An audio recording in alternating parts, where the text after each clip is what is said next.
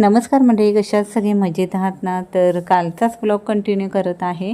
नेहमी आम्ही ताईकडे जातो नेहमी व्लॉगमध्ये बघता, पण आज ना ताई, मनू, श्रवण आणि माही घरी आलेले. आज आहे रविवार. मग आधीच्या ब्लॉगमध्ये बघितलं असं चिकन भाकरी होती आणि आता रात्रीच्या जेवणाला ना चिकन आणि भातच आहे. तर अर्णवने जे डायग्राम काढलेलं होतं ना ते अन्वीने फाडलं. त्या रागामध्ये त्याने काढलं नाही, पण श्रवणने काढायला मदत केलेली. दुसऱ्या दिवशी सकाळी ह्या गोळ्या ज्या चालू केलेल्या आहेत विटॅमिन कॅल्शियमच्या, त्या आता मी चालू केलेल्या आहेत. कारण रोजची धावपळमध्ये ना थकवा खूप येत होता त्यामुळे. आणि हे मुसली मी नेहमी बोली ना मी सकाळची हे खाऊन घेते, तर ते खाल्लं आणि ह्या गोळ्या मी घेतलेल्या आहेत. देवपूजा वगैरे झालेली.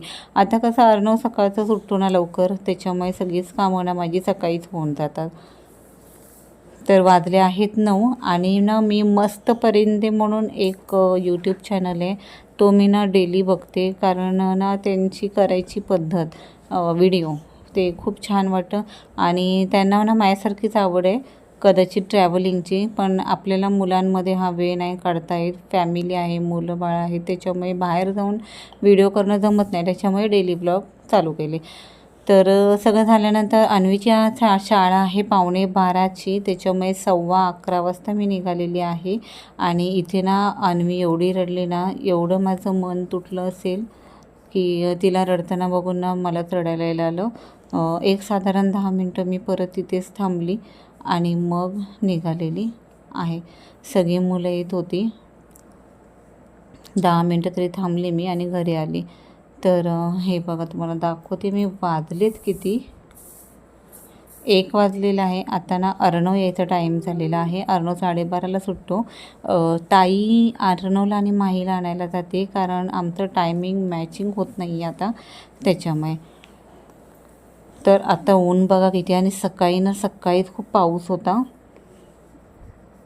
आणि आत्ता मी निघाली आहे अन्वीला आणायला. 2 वाजता सुटणार आहे, तर बरोबर 1:30 वाजता निघाली. आणि हा आहे स्वराज, अन्वीचा फ्रेंड, जो नर्सरीमध्ये आहे न्यू इंग्लिशलाच. तर वहिनीच बोलल्या मला रस्ता दाखवा, म्हणून आम्ही चालत गेलेलो आहोत.